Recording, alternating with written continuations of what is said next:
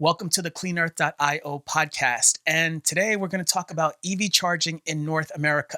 My name is Mark Wyche, and we've got a lot to talk about.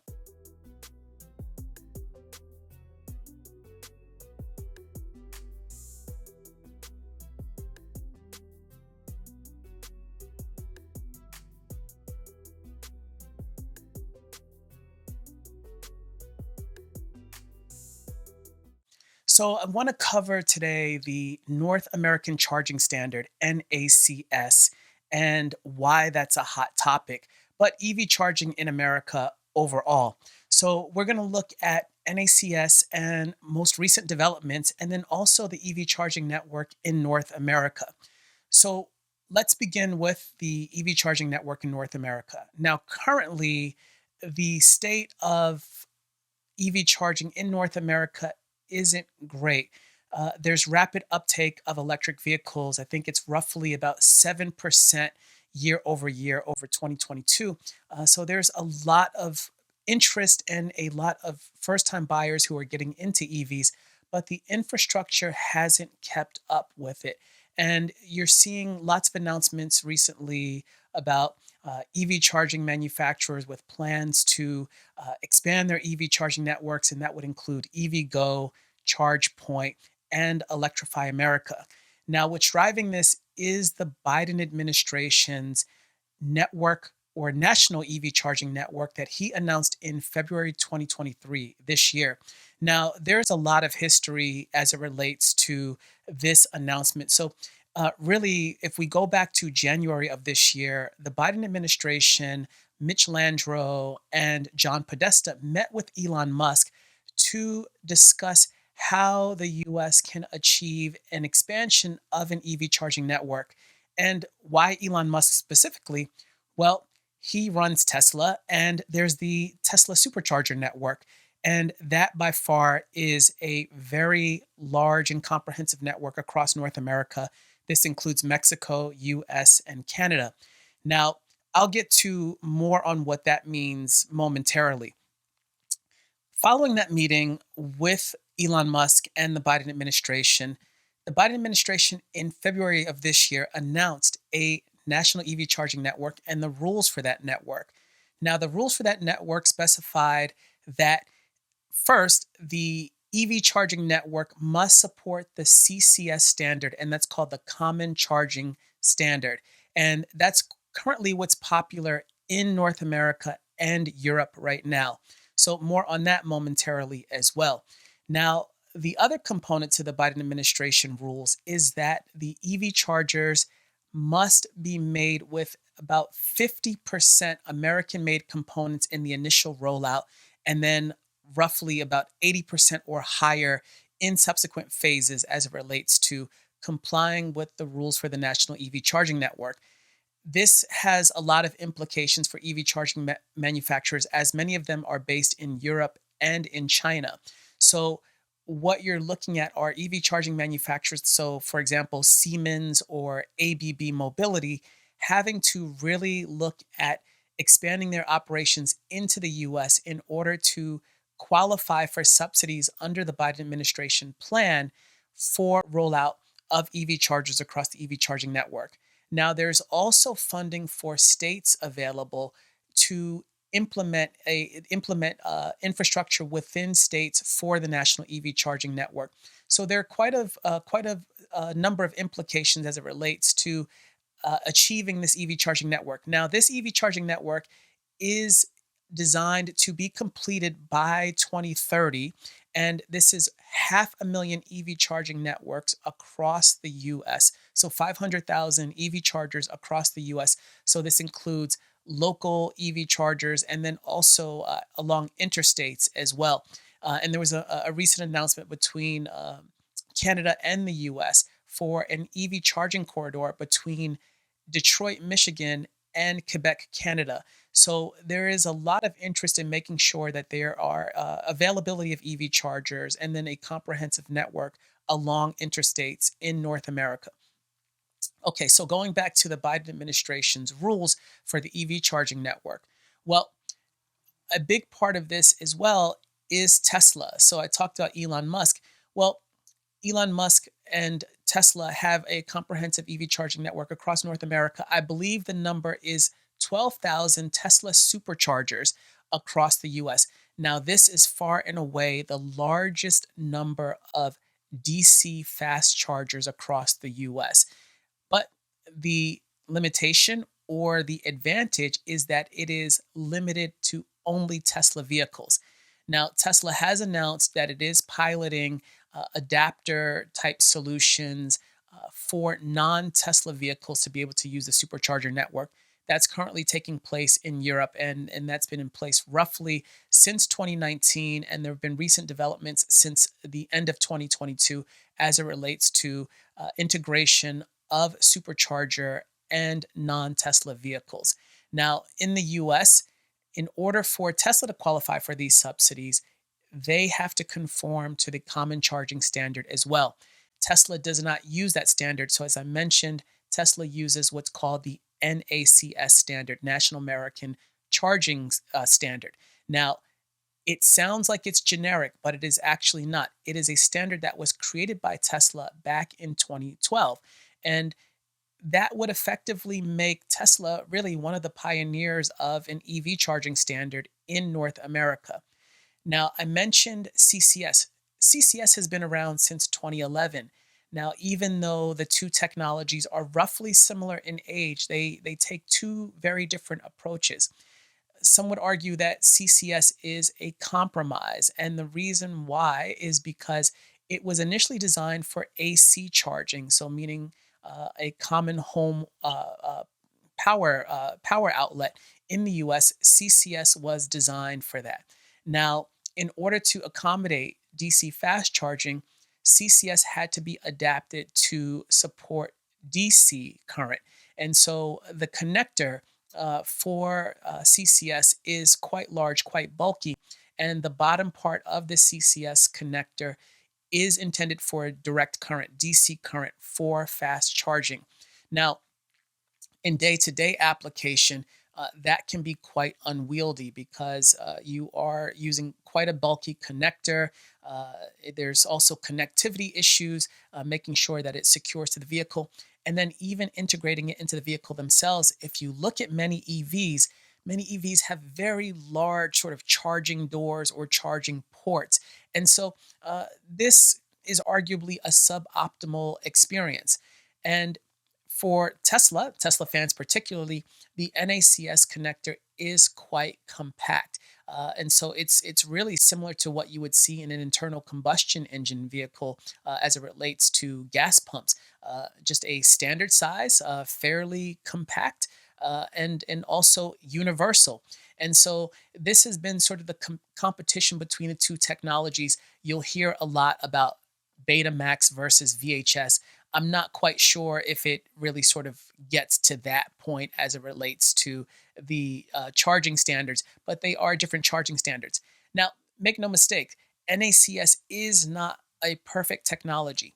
CCS does account for or does accommodate up to 1,000 volts of charging, whereas NACS only accommodates up to about 450 volts of charging.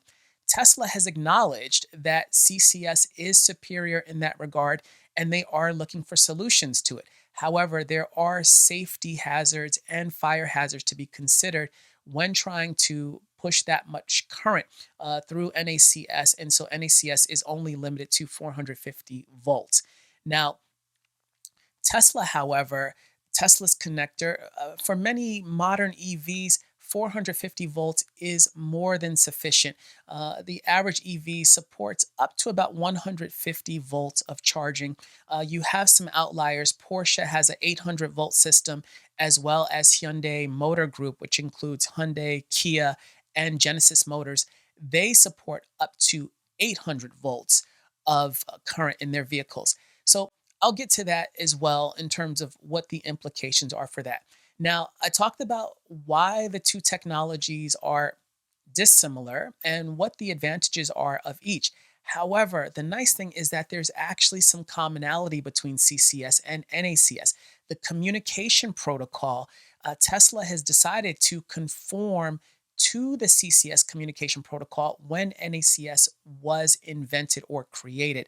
So it's very easy for Tesla to be able to integrate CCS into their network because they use a similar communication protocol.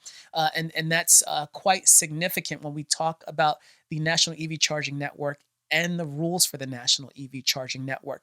So there is a chance for interoperability between CCS and NACS. So that's what we have in terms of the underlying technology.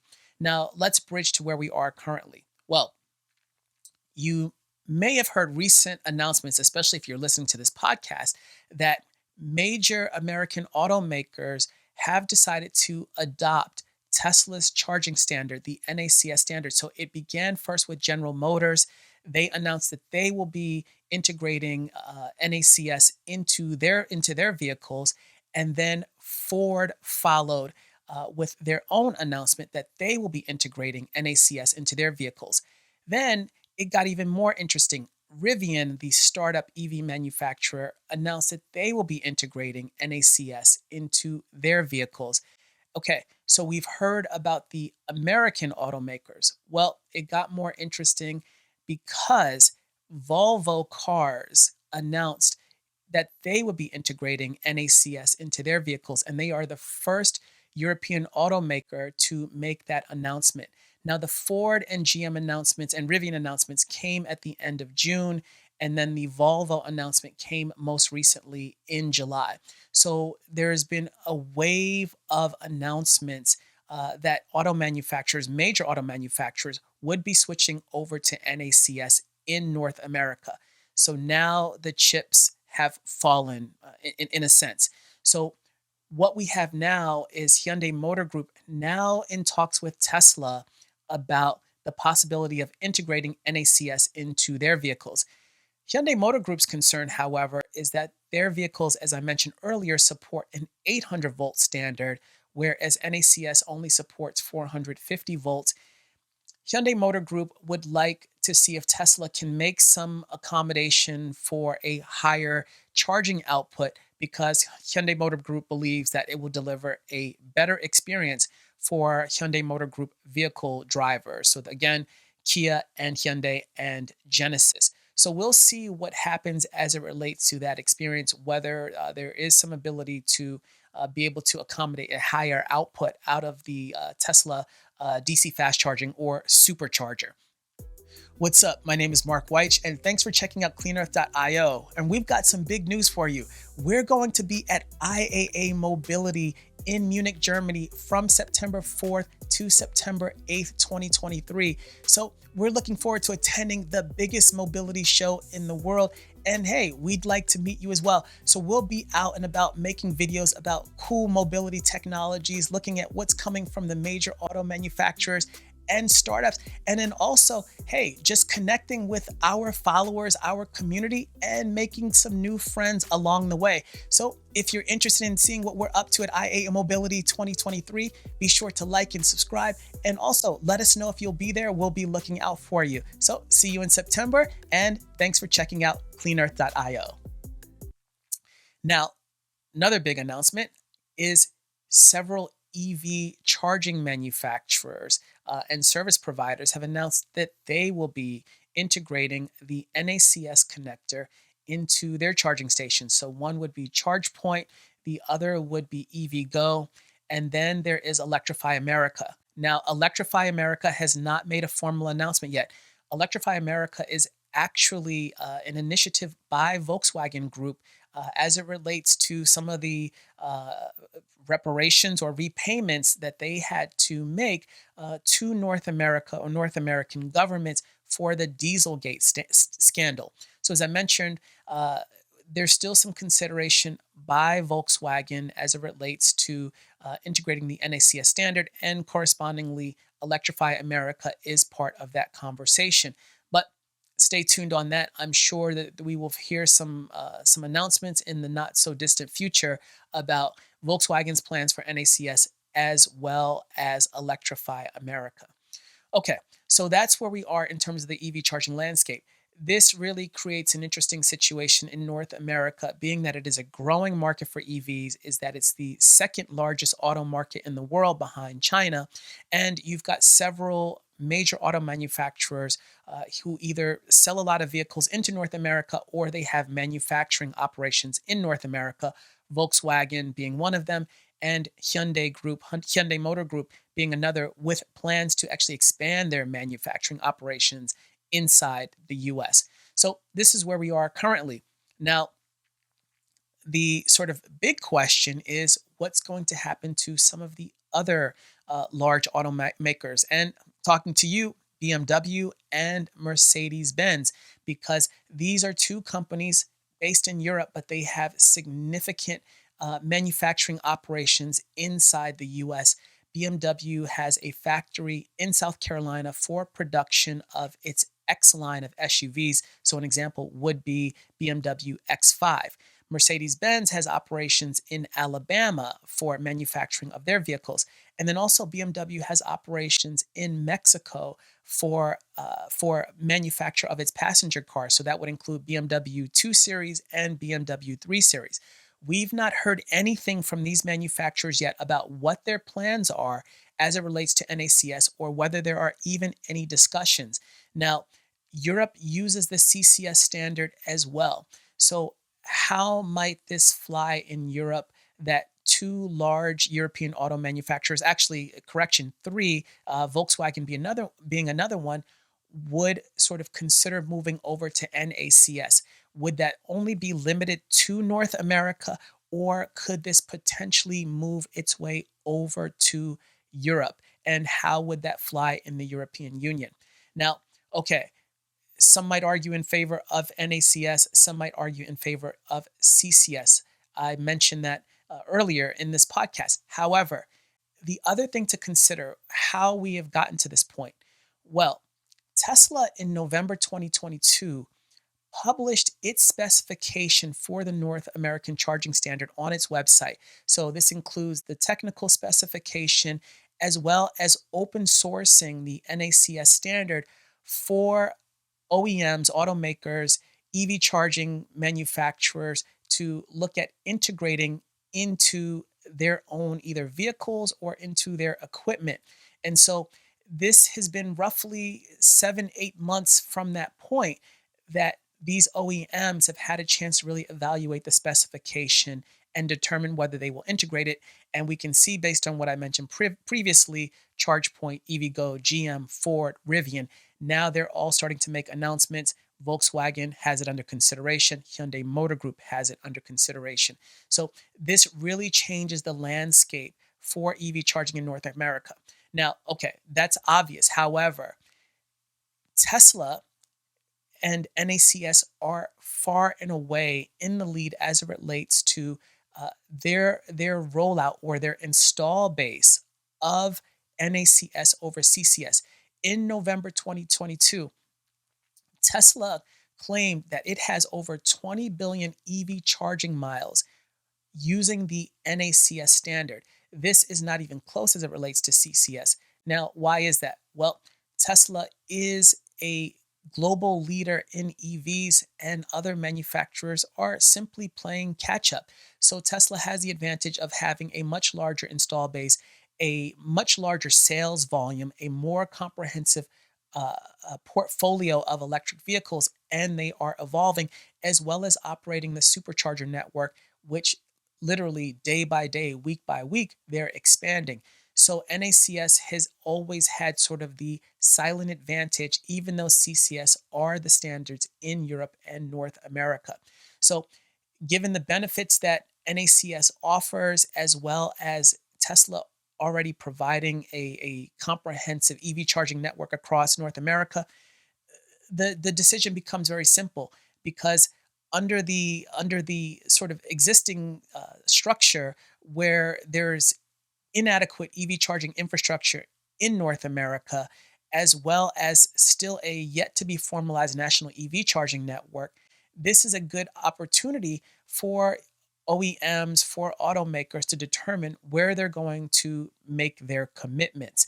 And so it looks like, as I mentioned previously, that automakers see the advantage of the NACS standard. And also, we're talking about user experience as well. Again, that CCS connector is quite bulky and doesn't lead to the most optimal user experience as it relates to charging EVs. Generally, but also specifically in North America. And there's data to back that.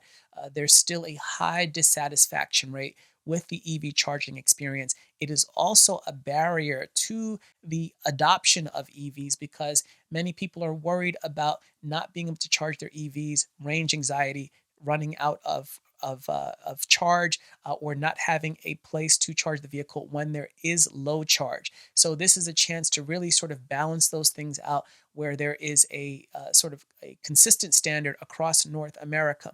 And that's the way it should be. We don't have sort of competing technologies or competing sort of devices as it relates to internal combustion engine and fueling those vehicles. So now we have something, or at least it looks like we're moving towards something in North America that will offer a unified standard. And then also, as it relates to just the experience, being able to initiate a charging session from your smartphone, being able to locate an EV charging station from your vehicle through a sort of unified interface, whether you drive a Tesla, whether you drive a Volkswagen or a General Motors vehicle or Ford vehicle. So there's that possibility as well. And then also payments. When you're dealing with multiple standards, you're dealing with multiple apps, you're dealing with multiple payment services, and then also really charging networks and the differentiation. There's no consistency between these various types of services. So moving over to NACS really addresses that with the interoperability. And even if it's not Tesla Supercharger network, whether it's a charge point or an EV Go, the interoperability will really make for a much smoother EV charging experience for EV drivers and should also start to really kind of calm these concerns about EV range anxiety. You're also hearing about various companies also rolling out EV charging networks. Walmart and Sam's Club have announced, I believe it was back in May, that they will be providing their own EV charging network. They're well positioned to do that. There are roughly 2,700 Walmart stores across the US and Canada. So it's a good opportunity to really provide that value add to EV drivers. And if they decide to get on board with the NACS standard, that's going to really offer even more options to EV owners across North America. So that's where we are with the sort of state of EV charging in America. Now, there's some other things as well. The state of Texas has mandated that EV chargers installed in the state under the National EV Charging Network sort of parameters must use the NACS connector. So any EV charging station that's installed in the state of Texas will have NACS. There will be provisions for CCS, but Texas is really bucking the trend of the Biden administration's National EV Network charging rules by mandating that chargers in the state of Texas must have NACS, where the Biden administration said the standard must be CCS. Now, the Biden administration's response to this is a reminder to Tesla, in order to secure funding for a rollout of an EV charging network, it must use CCS. Tesla has agreed to that. Back in April, they said that they will retrofit their EV chargers by 2024 to accommodate the CCS standard. However, as the chips fall, it may not be necessary, especially when you have the support of a state like Texas, which is mandating its own rules for EV charging standards and the connector types. So that's very interesting. Now, the one thing that I will cover also is SAE. So the engineering standards body has said that they will adopt NACS as an SAE standard and they will be doing it immediately. So there's no sort of evaluating the standard and giving it several years in order for it to be formalized as a standard, much the way CCS has become. They're going to do it immediately. So NACS has solidified itself as a charging standard in America. And even though CCS is popular in North America and Europe, it looks like NACS is now the de facto standard, or at least sort of silently becoming the de facto standard. It's just a matter of who else gets on board. And again, major auto manufacturers, once we hear from Volkswagen, let's see where we stand with BMW and Mercedes and see where we end up with that. So that's the current state as it relates to EV charging in America. Now, if you're considering an EV, please check with the automaker to see when they intend to adopt NACS. So Volvo has indicated, Volvo, Rivian, GM, and Ford have all indicated that their 2025 model year vehicles will come with NACS charging ports. Now, for vehicles purchased either before that time or for vehicles currently on the road, they will be providing an adapter that will allow vehicle owners to connect their CCS charging ports to NACS charging stations. And so that would include Tesla Supercharger. So that could be pretty critical in terms of a buying decision as to whether to buy now and have a vehicle with the CCS standard if it's not a Tesla, or whether to wait and buy a vehicle that comes with NACS by default. So that's where we are. Hopefully, we will see more automakers make announcements. I'd like to hear from you in terms of your thought, in terms of what this means as it relates to the EV driving experience, whether it really informs your purchase decisions, whether you think it will improve the EV driving experience in your day-to-day, or whether it will make things worse. For example, there will now be more people using NACS, more Tesla Superchargers. It could mean longer wait times, or it could also mean rapid rollout and expansion of the Tesla Supercharger network, where it is ubiquitous, it's convenient, and it is fast. So let me know what you think. Hopefully you enjoyed this podcast. Please leave your comments, leave your questions. I'm happy to answer them. Also, everything that I mentioned in this podcast, you can find several articles on the cleanearth.io website. It's literally a weekly sort of set of developments as it relates to EV charging in the US or in North America, I should say. So if you're looking for more information, we've got it on cleanearth.io. Hopefully you enjoyed this podcast. Also, there's much more forthcoming as it relates to EVs and sustainability, as well as the aviation industry. So if you're interested, please hit that like button. Please hit that subscribe button. Check us out on cleanearth.io. We're on all your favorite social media platforms. We're on all your favorite podcast platforms. So find us wherever you like to get your news, or where you like to get your podcasts from. My name is Mark Wyche. Thanks for checking this out, and we'll see you in the next one. Thanks.